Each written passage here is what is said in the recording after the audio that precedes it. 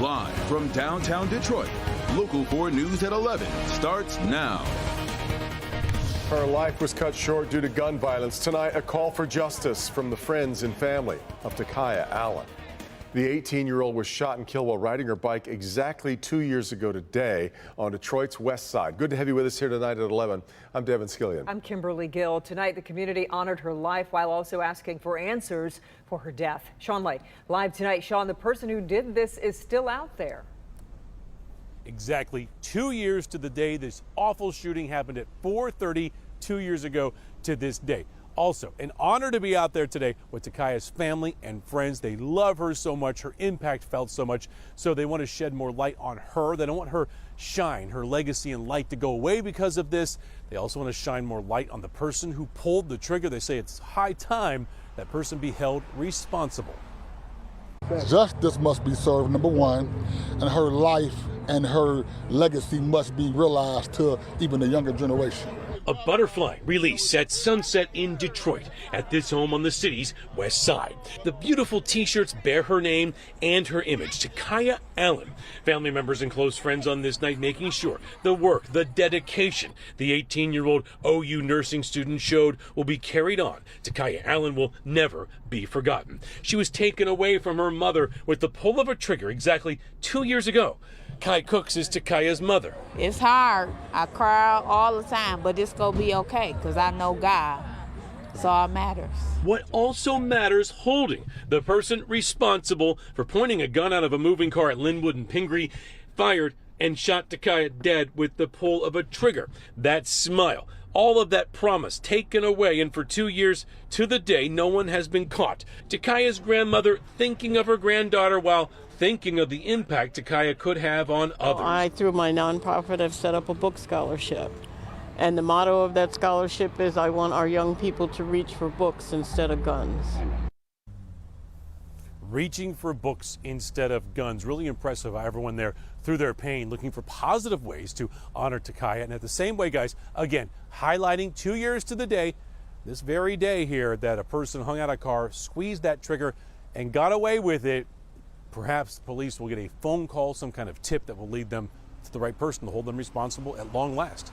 We are live tonight. Sean Lay, Local 4, back to you. Let's hope the family gets the answers they deserve. Sean, thank you. With the passing of the great Tony Bennett, a remarkable life and career comes to a close. So many of us feel we know and love Bennett. That's because after 7 decades of performing for us, well, of course he feels like family.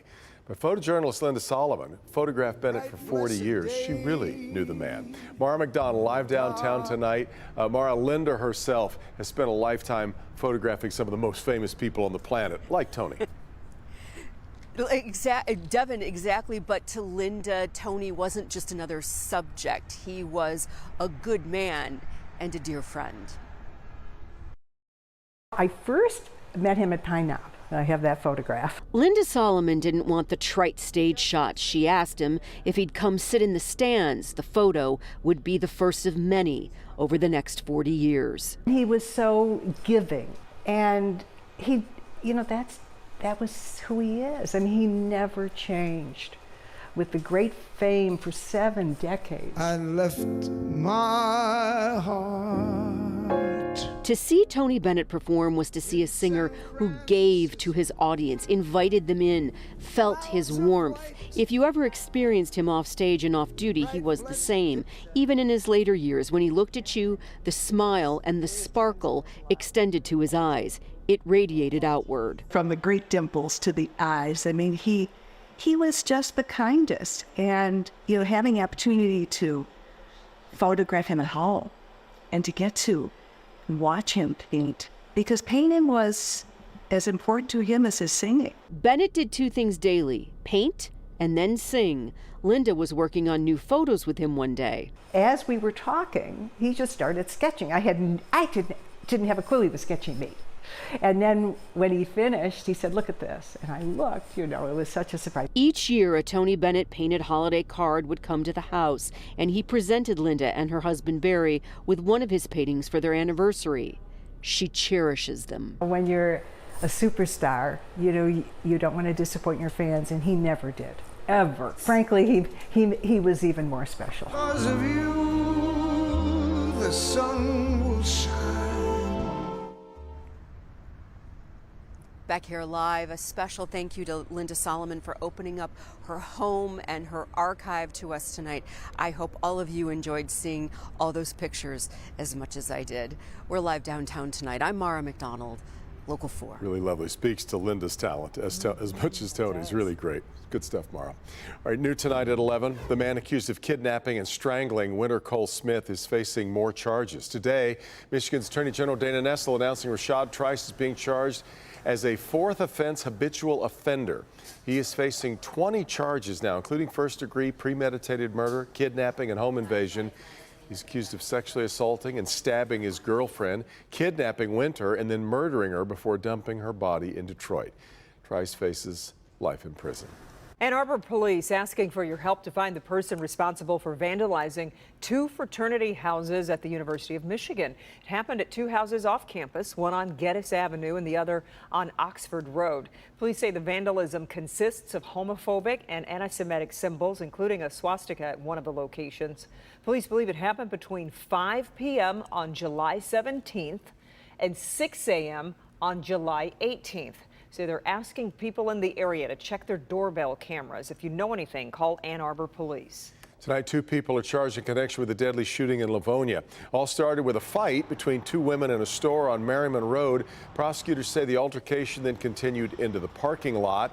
And now 24-year-old Lanaya Khan of Detroit is charged with second-degree murder in the shooting of Markayla Sadler of Redford. A young man who was on the scene is also charged with carrying a concealed weapon. People living in parts of Livingston County are being asked to boil their water before using it. The boil water advisory applies to all customers of the Livingston Community Water Authority. That includes Hamburg Township, the Charter Township of Brighton, and Green Oak Charter Township. Officials say if you receive water from any other source other than LCWA or have a well, this advisory does not apply to you. Today it was discovered the water level in the tower lowered, causing the pressure to drop. It was due to lightning strikes from yesterday's storms. DTE working to restore power back to all customers affected by yesterday's storms. Last check, 25,000 customers still without power. Company has called in crews from Kentucky, Ohio, and Indiana to help with the repairs. DTE says it has a system to help as many people as quickly as possible, but that means some people are forced to wait. We start right off the bat with our most critical facilities: police, fire, 911 stations, hospitals, schools, those types of facilities. Once we get those going, we move into customer restoration. And we start, the most customers out on a circuit go first, the last few customers out on a circuit go last. Yeah, DTE says 80% of those without power should be restored, with the rest back by tomorrow. We sure hope so. Oh, yeah. And we know those crews are working hard, and at least it sounds like we'll have better weather for them to finish the work and get more people online. In fact, I know who to ask. How about it, Kim? Yes, they have a nice weekend to get everything done. Hopefully it won't take that long. One consolation in all this is if this was a week from now, we'd be talking about a very muggy, hot, humid night. But tonight, it's nice and cool. You can open up the windows. The air quality is good. So if you have lost power and you're watching us on your phone, you can open up those windows tonight and it will be dry. 67 in Howell, 69 in Pontiac, mid-60s in Adrian. We've still got several counties that do have power outages tonight, but definitely seeing some improvement. For the day tomorrow, we start out at 66 degrees. We quickly climb to 80 by 2 o'clock in the afternoon. Now, there is a slight risk of a shower in the afternoon, but most of you will not see any rain this weekend. They'll be very, very isolated, popping up here and there. The big story really over the next several days will be our temperatures, because they are going to be on the rise. In fact, by the end of the week, Thursday and Friday, we hit 91 degrees. Our average high is 84. We've only gotten to 90 twice so far this summer, so it looks like summer's going to make a comeback coming up.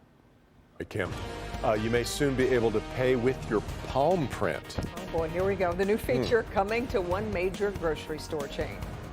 I didn't know what to think. I was just praying, the Lord let me live.